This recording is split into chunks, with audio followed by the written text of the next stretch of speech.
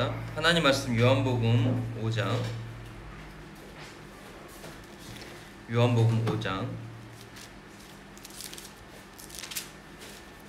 1절부터 18절 말씀인데 요한복음 5장 1절부터 8절까지만 보겠습니다. 요한복음 5장 1절부터 8절까지만 말씀 보도록 하겠습니다. 요한복음 5장 1절부터 8절 말씀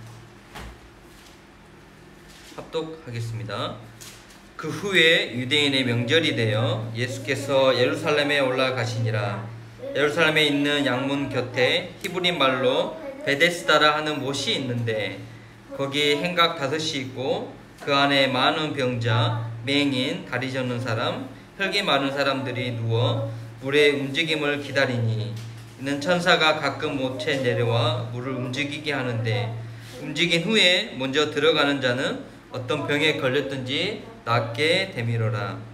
거기 38해 된 병자가 있더라. 예수께서 그 누운 것을 보시고 병이 벌써 오래된 줄을 아시고 이르시되 내가 낫고자 하느냐. 병자가 대답하여 주여 물이 움직일 때에 나를 못에 넣어주는 사람이 없어 내가 가는 동안에 다른 사람이 먼저 내려가나이다. 예수께서 이르시되 일어나 내 자리를 들고 걸어가라 하시니 그 사람이 곧 나와서 자리를 들고 걸어가니라. 아멘. 자, 오늘은 내가 낫고자 하느냐, 치유하시는 예수님의 능력을 우리의 능력이 되고 또 우리의 응답이 되는 그런 귀한 언약의 시간이 될 줄 믿습니다. 주변에 가족 한 사람이 정말 불치병이라든지 또 심각한 질병에 걸리면 물론 그 질병에 걸린 사람이 힘들겠지만 그 가족도 힘이 듭니다. 그리고 주변을 많이 일어나고 있고 또 지금도 우리가 코로나 때문에 계속 함께 예배드리지 못하는 것처럼 사실 이런 질병, 눈에 보이지 않는 이 바이러스 또 고통받는 시대고요. 또 앞으로도 더 어떠한 바이러스가 또 나타나서 또 우리 인간들을 힘들게 할지 모르는 상황입니다. 그렇기 때문에 하나님께서요 분명히 하나님의 메시지가 있겠죠. 그리고 이 질병에 대한 메시지 곧 치유를 통해서 하나님께서 우리를 통해서 하실 일들 그런 언약을 붙잡는 귀한 시간이 되기를 바라고요. 그렇다면 왜 인간에게 이런 질병이 왔을까요? 오늘 본문의 말씀에는요 38년 된 병자, 근데 이 병자는요 죄 때문에 왔다고 예수님이 말씀하시거든요. 이 죄로 인하여서 이 병이 왔다. 근데 모든 병들이 우리 인간이 지은 죄 때문에 뭐 창세 3장의 문제 때문에 온 건 맞지만 또한 그 질병이 하나님의 계획이 있는 병들이 분명히 있죠. 그래서 욥기서를 읽어보면 나와요. 욥이 갑자기 저주재앙이 왔어요. 자식들이 다 죽고 재앙이죠. 그리고 그런 재앙만 온 게 아니라 뭐 모든 가정에 있는 것들 다 경제적인 것도 다 무너지게 되고 그리고 결국은 어때요? 본인도 병들어가지고 모든 사람들이 손가락질을 받는 그런 저주 가운데 임하게 됐는데 그걸 위로하러 온 친구들이 뭐라고 합니까? 욥에게 너 죄 때문에 그런 결과가 온 거야. 하나님께서 너의 죄 때문에 그런 벌을 주신 거야. 회개해라. 근데 욥은 끝까지 말씀하시죠. 이건 절대 죄 때문이 아니라는 거. 하나님은 창조주 하나님이시고 또 좋으신 하나님이신 거. 자기는 죄를 범하지 않았다. 맞아요. 하나님의 계획이 있는 질병이 분명히 있습니다. 바울도요 하나님의 계획이 있는 병이 있었어요. 육체의 가시라고 표현했거든요. 얼마나 아프고 가시가 찔리는 것 같으면 육체의 가시라고 표현했겠어요. 근데 바울이 그 질병 때문에 고쳐달라고 기도하는데 하나님의 계획을 본 거죠. 내 은혜가 내가 족하다. 내 약함이 곧 강함이라. 왜? 그 질병을 통해서 하나님을 바라보는 게 더 큰 축복이라는 거죠. 크로스비도 마찬가지입니다. 페니 크로스비도 자기 눈을 뜨지 않는 게 더 좋다. 사실은 맹인이라는 것 자체가 참 저주라고 생각할 수 있는데 세상 걸 볼 수 없으니까 하나님의 것을 볼 수 있기 때문에 나는 더 좋다. 어찌 보면 하나님의 계획이 있는 질병들이 분명히 있죠. 그래서 재앙시대에 질병에 대해서 우리는 꼭 응답받아야 되고요. 그리고 하나님께서 그 질병을 치유하는 치유 선교사로 우리를 부르신 것을 저는 확신합니다. 분명히 성경에도 증명하고 있습니다. 예수님이 이 땅에 오셔서요, 3년이라는 공생의 그 기간에도 많은 기적을 일으켰죠. 지금도 우리 요한복음을 통해서 예수님의 기적을 확인하고 있죠. 그래서 하나님이시라는 것을 또 증명하고 있는데, 그 많은 기적들 중에 하나님께서 예수님이 일으키신 기적이 치유의 기적입니다. 하나님 분명히 치유를 통해서 특히 병든 자들, 질병, 인간의 힘으로 할 수 없는 그 한계에 부딪힌 자들을 치유하시면서요, 많은 기적을 일으켜 주셨고요. 제자들도 마찬가지예요. 마가다락방에 성령 충만받고 사도행전 3장에 베드로 요한이 가장 뭘 먼저 합니까? 안진병을 일으킵니다. 치유의 능력. 우리 분명히 싱가포르도 하나님께서 이런 치유의 능력을 통해서 하나님이 하실 일이 있을 줄 믿습니다. 그러기 위해서 우리가 먼저 언약을 잘 붙잡아야 돼요. 그래서 오늘 예수님 우리에게 질문하거든요. 내가 낫고자 하느냐? 우리에게 질문하는 겁니다. 우리도 사실 눈에 보이지 않는 숨기고 있는 영적인 문제, 또 우리도 언제 우리 질병이 올지 모르겠죠. 그때 내가 낫고자 하느냐? 저는 아직 안 아픈데요. 아닙니다. 분명히 하나님께서 이 재앙시대, 이 질병시대에 치유의 언약을 주시고, 또 하나님께서 그 언약을 통해 우리 하실 일이 반드시 있는 줄 믿습니다.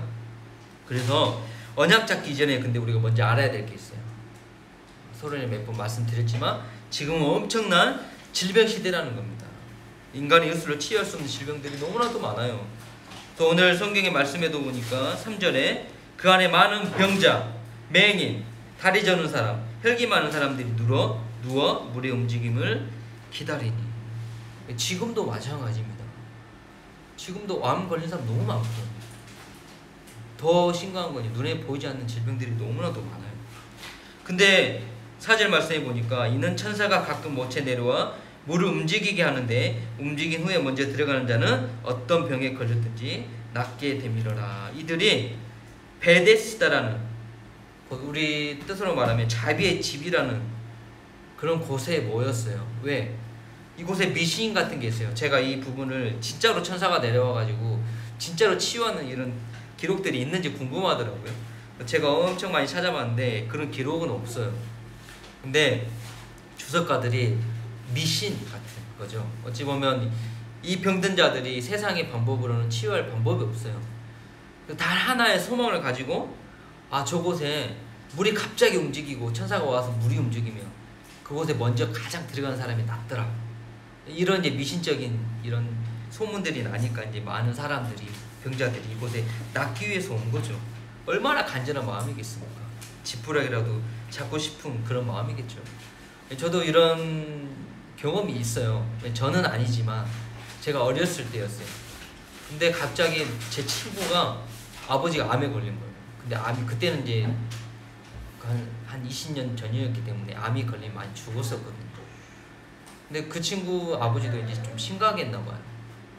근데 이 친구가 저한테 이제 자기 도와주러 가면서 어디를 산에 가재. 같이 산에 갔어요. 뭐하냐? 산삼캔데. 그리고 아버지에게 좋은 건 다 구해야 된다고 그 친구 따라서 그런 약초캐로 다닌 적이 있어요. 근데 그 친구의 마음이 얼마나 간절했겠어요. 아, 어떻게든지 자기 아버지 살리고 싶은 그 마음. 사실은 본인은 더 하겠죠. 이곳에 모인 병자들이 그 지푸라기도 잡고 싶은 마음으로 모인 거예요. 사실은요, 이 세상을 보면요, 이런 사람들 너무 많아요. 왜 지식인들 엘리트들이 그 신천지에 빠지겠습니까? 사실은 뭔가 공허하고 눈에 보이지 않는 그런 갈급함과 그런 문제들을 해결하기 위해서, 왜 3단체의 그런 지식인들 엘리트들이 매일 밤 모여가지고 접신하고 그리고 사단을 숭배하겠습니까? 사실은 숨기고 사는 거거든요. 사실은 뭔가 지푸라기도 잡고 싶은 마음으로 믿는 거죠. 동남아도 보세요. 얼마나 많은 우상 숭배 속에 찌들어서 고통 가운데 사는지 모릅니다. 저도 이 싱가포르에요. 특히 HDB 노방정도 하러 가면서요, 깜짝 놀랐다니까. 정말 우리 한국에서 생각할 수 없는, 한국에 예를 들면 제가 점집을 갔을 때 그 점집의 신주단지를 모시고 살듯이 싱가포르 그렇게 살더라고요. 그러니까 어때요? 진짜 많은 질병이 있거든요. 정신병자들 너무 많거든요. 이곳에도 자폐아들 너무 많거든요. 그래서 치유가 참 중요합니다. 근데 세상적인 치유는 뭡니까? 결국은 또 근본적인 치유가 아니기 때문에 또 반복되고 또 무너지는 겁니다. 근데 교회 안에도 마찬가지예요. 제가 한 5년 전이었을 거예요. 저희 교회에 세 가족이 왔어요. 그분도 거의 암이 거의 말기였어요. 그래서 의사 선생님이 이 병은 이 징후스로는 고칠 수가 없을 것 같다라고 얘기를 했어요. 근데 이분이 다행히 절망 속에 있는데 엄청나게 불교인이에요. 불교 회장도 하고 불교를 엄청나게 잘 믿는 분이었어요. 근데 하나님 은혜로 전도자를 만난 거예요. 예수 영접하고. 이분이 원래 선생님이시고 원래 참 성격이 세밀하신 분이더라고요. 그러니까 걱정도 많고 염려도 많았어요. 근데 이분이 복음 받고요, 마음이 편해져가지고 어떻게 하잖아요. 24시 찬양 듣고 메시지 듣고 완전히 마음과 생각 속에 복음으로 쫙 기적이 일어났어요. 그래서 교회에 간증했다니까요. 의사도 고칠 수 없는 병을 고쳐졌다고. 근데 이분이 다시 그 암이 재발됐어요. 왜냐면 그 병이 고쳐지고 나서요 다시 옛날로 돌아가 버려요. 그 어떻게 되냐? 또 염려하고 불신하고. 고쳐졌는데 오히려 아플 때는 막 그렇게 24시 마음 생각 속에 찬양하고 예배하고. 왜 그래요? 근본적인 게 치유되지 않아서 그래요. 우리도 마찬가지예요. 반복되는 영적인 문제가 분명히 있고요. 내 삶 속에 자꾸 우리를 죄 가운데 또 사단이 속게 만드는 그런 오래된 문제들이 분명히 있습니다. 그래서 오늘 그 절대응답을 꼭 가지고 가시기 바랍니다. 근본적인 치유가 있고요, 완전한 치유가 분명히 복음 안에 있습니다. 네가 낫고자 하느냐, 그 치유하는 응답 속에 오늘 꼭 들어가고 또 그런 증인으로 세워주실 줄 믿습니다. 그렇다면 예수님이 말씀하시는 치유 응답 세 가지를 꼭 발견하고 가야 됩니다. 예수님이 하셨던 치유, 그리고 우리를 통해 하실 치유의 축복이 무엇일까요? 예수님이요, 이런 제자, 이런 사람들, 병든 사람들, 분명히 요한복음 3장 16절에 하나님께 이 세상을 창조하시고요, 정복하고 다스릴 모든 축복을 다 주셨어요. 그런 세상을 사랑하셔서 이 땅에 오셨는데 현실은 어때요? 이 병든, 질병, 희망이 없고 소망이 없고. 그래서 그리스도를, 그나마 사마리아에는 그리스도를 기다렸기 때문에 하나님 축복하셨지만 이들은 어때요? 그런 작은 소망이라도 붙잡고 희망을 가지고 미신을 믿고 있는 이 사람들. 그래서 우리가 이 허망한 이 소망을 품는 사람들에게 하나님, 예수님께서 답을 주시죠. 첫 번째 우리가 붙잡아야 될 언약은 38년 된 운명, 과거를 주님이 치유하시겠다는 겁니다. 네가 낫고자 하느냐. 이 말씀 속에서는요, 예수님께서 완전한 치유를 말씀하시는 거예요. 왜냐하면 예수님께서 아셨다니까요. 5절에 보니까 거기 38해 된 병자가 있더라. 근데 예수께서 그 누운 것을 보시고 병이 벌써 오래된 줄을 아시고. 오래된 줄 알았어요. 38년. 그 오래된 문제, 반복된 문제, 그 우리 삶에 그런 문제들이요, 오래 있어버리면요 그게 각인 뿌리 체질돼요. 그 우리 마음과 생각도 다 포기하게 돼요. 그러니까 어떻게 돼요? 불신앙의 열매가 자리 잡히게 됩니다. 이거 너무나도 중요한 사실이에요. 제가 FEBC라는 그런 학교에서 공부를 할 때요, 한 자매가 처음에 와서 저랑 같이 입학을 했거든요. 이제 같이 새로운 현장에 적응을 하다 보니까 대화도 많이 하게 되고 되게 친하게 지냈어요. 근데 이 자매가 어느 순간 이제 학교가 되게 힘든 것도, 저도 되게 힘들었어요. 군대보다 더 힘들다는 느낌이 들었어요. 빡빡한 스케줄, 또 뭐 영어도 잘 안 되고 수업도 되게 힘들고 또 숙제도 많고. 근데 이 자매가 갑자기 공황증 같은 게 온 거예요. 불안증이 온 거예요. 그럼 수업 시간에 막 숨을 못 쉴 때도 있고요, 막 이렇게 부부부 떨어요. 그럴 때 이제 수업을 하지 못하고 또 집에 가서 방에 가서 쉬고. 근데 그 자매랑 이제 대화를 했죠. 제가 물어봤거든요. 사실은 너 염려하고 이런 불안증이 옛날부터 있었잖냐. 한번 잘 봐봐라. 너희 부모님도 이런 게 있지 않냐. 그 친구가 맞다고 하더라고. 사실은 그 엄마부터 시작된 거예요. 그런 삶 속에서 이제 본인에게 어때요? 문제가 오니까 드러나는 거죠. 단지 그냥 그 학교 삶이 힘들어서가 아니라 오래된 거라 가지고 있던 거예요. 드러날 뿐이에요. 불신앙의 열매는 드러나게 돼 있어요. 영적인 배경을 예수님이 보신 거죠. 보시고 네가 낳고자 하는 것은 낳고자 하느냐라고 질문하시는 것은요, 이 38년 된 이 오래된 거에서 완전한 해방을 얘기하는 겁니다. 이 38년의 삶. 여러분들이 한번 생각해 보세요. 우리 렘넌트 소미가, 저는 이제 40년 살았어요. 38년을 누워 살았다고 생각해 보세요. 그럴 수 있잖아요. 근데 어때요? 본인 할 수 없잖아요. 사실 육신적으로는 한계에 부딪혀 있고 또 세상으로는 치유할 수 없어. 엄청난 좀 비참한 상황이죠. 근데 그걸로 끝나는 게 아니라니까요. 이 38년 된 병자는 이거 낫고자 하느냐 하니까 뭐라 그래요? 저기를 들어가야 되는데 아무도 저를 도와주지 않습니다. 사실은 이제 마음과 생각도 자립할 수가 없고 남의 도움이 아니면 생활할 수가 없고, 사실 이게 무기력과 무능력과 또 38년 동안 눕지 못했던 것을 가난이고 무능력이고 무기력이고 그런 질병이라는 그런 운명 가운데 완전히 잡힌 상태죠. 사실 우리도 마찬가지입니다. 우리도 오래된 영적인 문제, 또 반복되는 실패, 사실 그 문제를 통해서요 무기력이 오는 겁니다.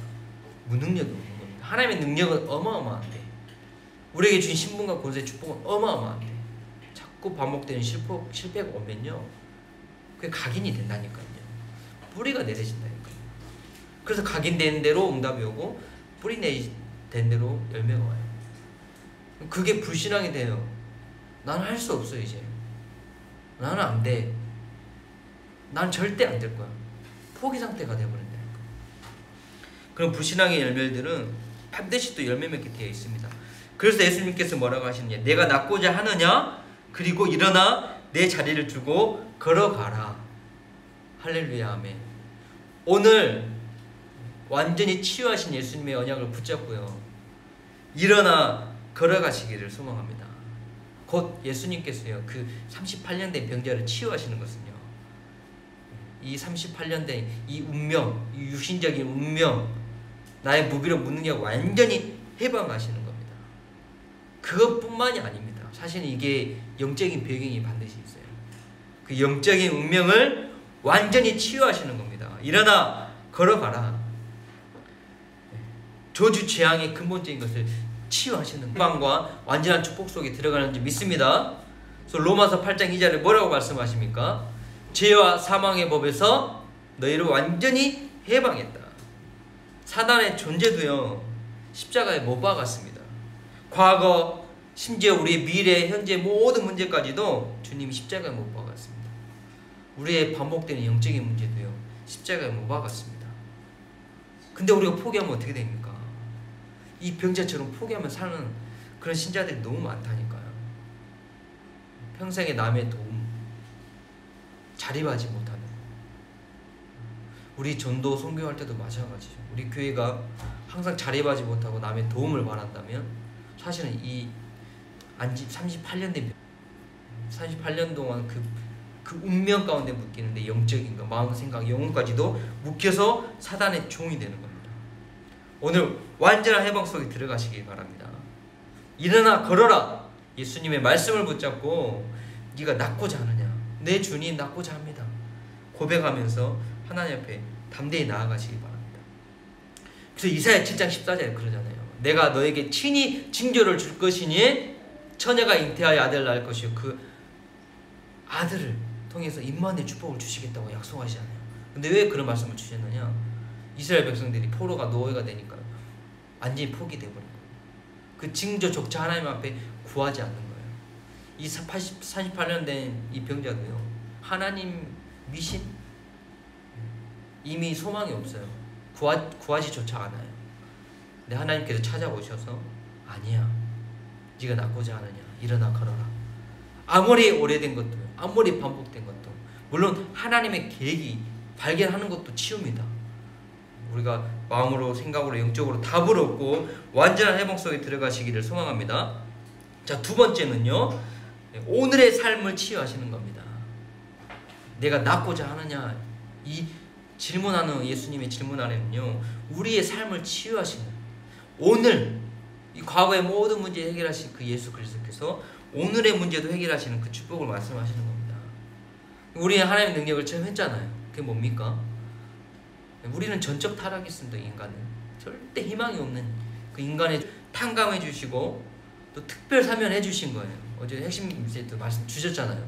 지금 박근혜 대통령이 감옥에 있지만 법으로 그 죄가 있지만 사면해 주는 거예요. 죄를 옷해 줄 테니까 민간인 그냥 죄 없는 사람으로 살아가십시오. 사실 우리가 그렇게 특별 사명을 받았어요. 근데 문제는 뭐냐, 우리의 체질, 종된 체질, 오래된 것은요, 오래된 각인된 것은요, 그게 체질이 남아있어요. 완전 해방됐는데도 체질이 남아있다니까요. 38년이나 됐다는 것은 이미 종돼버린 거예요. 예전에요, TV 프로그램을 보는데 많은 죄인들이 있잖아요. 진짜로 감옥에 10년, 20년 사는 사람들이 감옥에서 밖에 나오잖아요. 그럼 다시 감옥에 간대요. 왜? 감옥이 더 편해, 더 좋아. 세상 나오니까 어때요? 밥, 직장 구해, 일이 해야 되고 너무 적응이 안 되는 거예요. 세상이 너무 많이 변해버리니까. 저도요, 군대 3년 있었는데도 군대 3년이라는 삶에 적응되니까 밖에 나오니까 되게 이상하더라니까요. 제가 제 집을 갔는데 제가 살 방이 없는 거예요. 이미 제 방은 이제 누나들이 다 쓰고 제 자리가 없는 거 되게 이상하더라니까요. 마찬가지예요. 거지와 왕자라는 이야기가 있죠. 뭡니까 거지와 왕자? 왕자로 태어났는데 잘못해서 거지가 돼버린 거예요.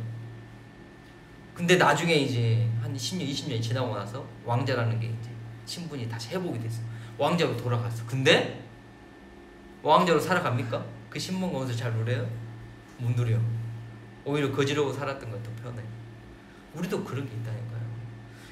하나님이 주신 신분과 권세 너무나도 엄청난 축복인데요, 세상에서 살던 그런 각인 뿌리 체질들이 있다 보니까 저희도 모르게 그런 체질로 돌아가 버려요. 왜 불신앙한지 알아요? 교회 안에서도 그 불신앙 체질 속에 살아가 버린다니까요. 근데 그 불신앙의 열매가요 어마어마합니다. 아브라함이요, 너의 씨를 통해 네 자손으로 열방이 복을 받겠다고 했는데 100살 먹은 할아버지가 얘 나올 수 있어요? 살아도 웃었잖아. 하나님 말씀하시는데 절대 일어날 수 없어요. 여러분들 통해 세계복음 할 거라고 웃을 수 있어요. 불가능해 보여요, 현실은. 근데 그 불신앙의 열매가 어때요? 이스마엘이라는 잘못된 자손이 나오게 되고, 그 이스마엘 지금 이슬람의 후손이잖아요. 이스마엘 지금도 고통받고 있잖아요. 그 불신앙의 열매. 자, 우리는 이런 불신앙의 열매도 체질도 완전히 빠져나오는 그 축복이 있길 바랍니다. 왜? 오늘 네가 낫고자 하느냐, 그 삶조차도 예수님이 치유하시겠다. 예수님 말씀하시는 죄가 뭡니까? 우리 예전에 말씀 봤죠. 요한복음 3장 19절에 그 정죄는 이거지. 예수님이 유일하게 죄라고 정죄하는 게 하나가 있어요. 그게 뭐냐면 곧 빛이 세상에 왔을 때 사람들이 자기 행위가 악함으로 빛보다 어둠을 더 사랑하는 것이라. 빛보다 어둠을 더 사랑하는. 그래서 악을 행하는 자마다 빛을 미워한다. 이게 무엇이 악입니까? 무엇이 죄입니까? 사마리아 여인같이요, 그렇게 삶이 무너지고요, 방탕하고 타락하는 삶을 살아도 예수님은 그게 죄라고 얘기하지 않았어요. 근데 어때요?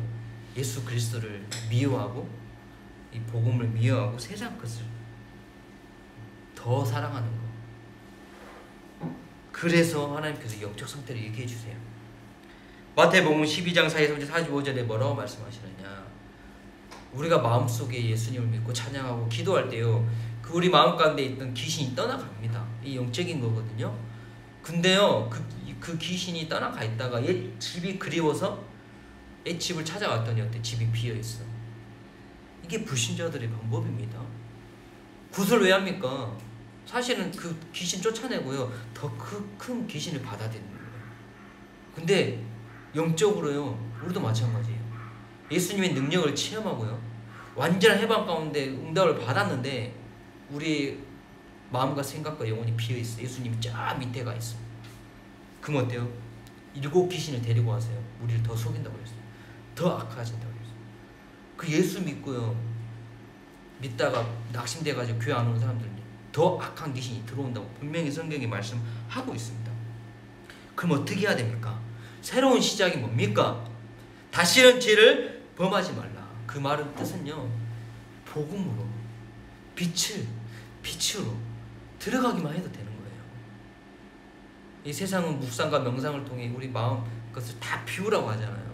근데 안 채워넣어요. 그러니까 사단이 7 귀신이 들어오는 거예요. 근데 우리는 말씀을 통해서, 오늘도 예배를 통해서 오직 예수 그리스도 십자가의 빛을 채우면 하나님이 그 은혜 가운데 우리를 치유하시는 줄 믿습니다. 그 누가복음 11장 13절에 너희가 악할지라도 좋은 것을 자식에게 줄 줄 알거든 하물며 너희 천부께서 구하는 자에게 성령을 주시지 않겠느냐.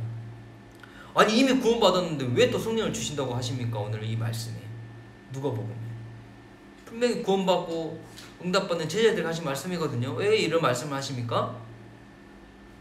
우리의 삶을 치유하는 것도요, 구원받은 우리도 우리의 삶을 치유하는 것도 결국은 은혜로, 우리가 하는 게 아니에요. 우리 자신 바꾸는, 우리 절대 바꿔질 수가 없어요. 곧 성령 충만함을 주시겠다는 거예요. 곧 성령의 충만한 은혜로 내 삶도 하나님. 그러면 우리에게 오는 축복이 뭔지 알아요? 모세 같은 축복이 있어요.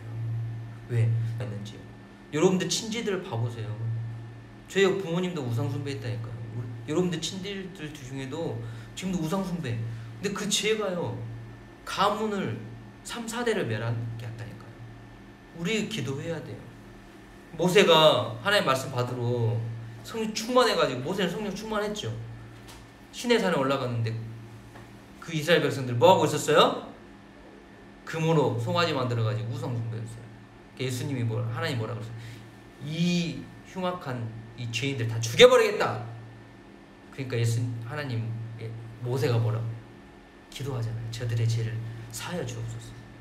오히려 나를 천국 시민권책에 나를 지어주세요. 하나님 협박했죠. 그러니까 하나님 그들의 죄를 용서해 주셨어요.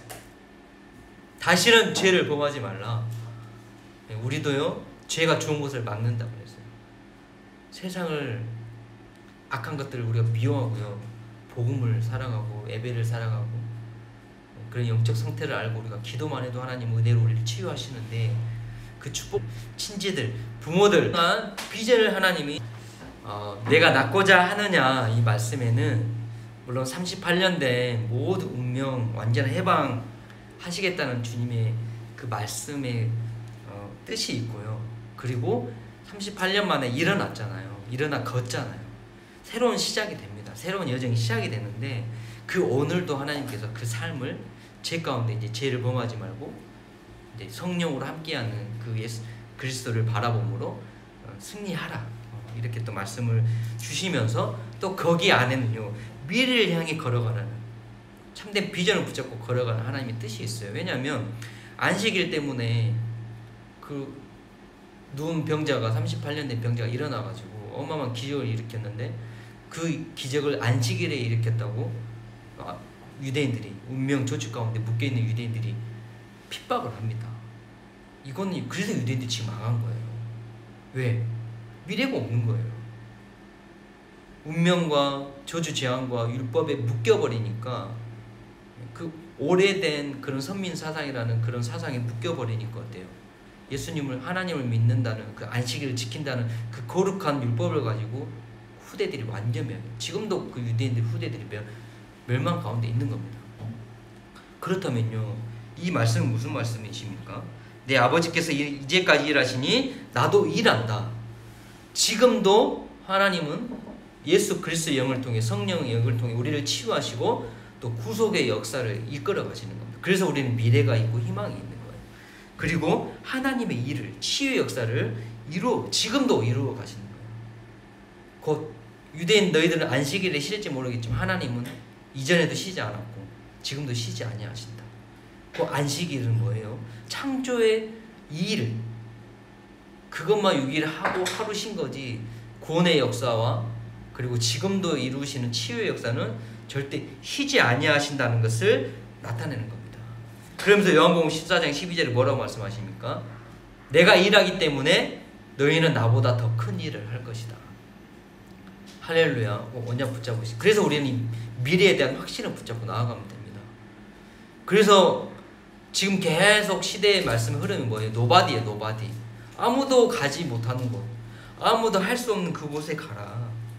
이게 쉽지 않잖아요. 사실 나 아무도 가지 않는 길을 가는 게 쉽지 않거든요. 좁은 길 오늘도 찬양했지만.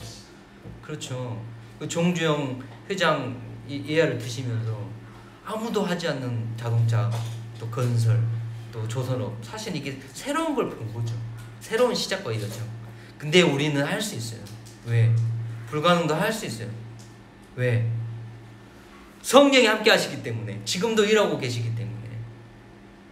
그리고 우리 렘넌트를 대한 달란트가 분명히 있어요. 기도 속에서 그걸 발견하고 하나님의 하실 일을 가지고 노바디의 축복 속에 들어가시기 바랍니다. 사실은요, 이 싱가포르 현장이 저에게는 노바디 같은 현장이었어요. 그렇잖아요. 언어도 안 되죠. 혼자 왔죠.